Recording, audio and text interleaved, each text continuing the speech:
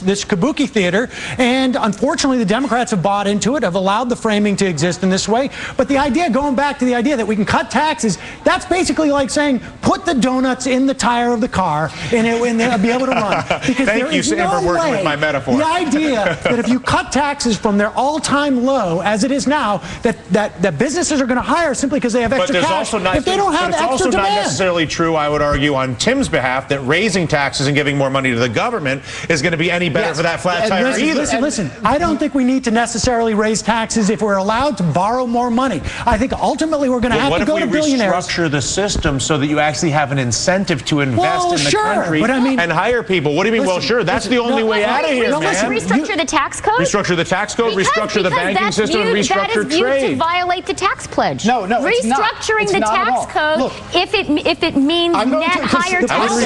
Sam and Chris, you don't restructure banking, trade, and taxes. Sam and Krista and probably many MSNBC viewers seem to not actually get what the conservative argument about tax reform is. We want to get rid of all the little carve-outs, the ones that Bush made, the ones that Obama made, the tax credit for turning your car that Reagan made, tax credit for turning your car into electric running, get rid of the mortgage deduction, get rid of all these, and you lower the rates. What that means is that where money goes is not being allocated by the chairman of the Ways and Means Committee and by Max Baucus, but by where there's consumer demand and where there's investor demand. So the economy is... But here's my counter to that. So I don't disagree with anything that you just said, and I can see the logic and the benefit of that.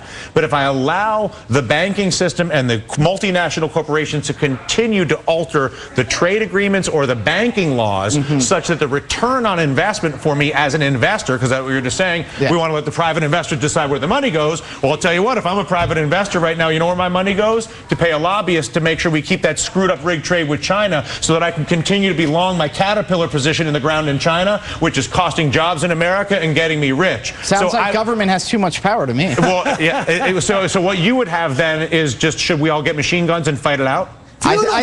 So if you don't, because in other words, because the obnoxious thing about the response that you just offered up is it suggests that the answer is to eliminate the government, which is insulting and rude, an indication that you're not serious. To get the government, and if you are serious, you understand that the government is a necessary rule maker for engagement, and that industry uses its access to government to manipulate the price of credit, the price of energy, the price of food, the cost of capital, and all of those things are done in order for a few people to extract the wealth of this country to other nations and to smaller locations, basically like taking a bribe. So effectively, the CEO of Caterpillar is taking a bribe from China where he says, I will go lobby the president to make sure we keep rigged trade. I will maintain my billion-dollar investment in China where I will collect $100 million for myself, and in the process, I will screw America, and the government, who is supposed to say, hello, Caterpillar CEO Jim Owens, I don't understand why you want to do this really wackadoodle deal with China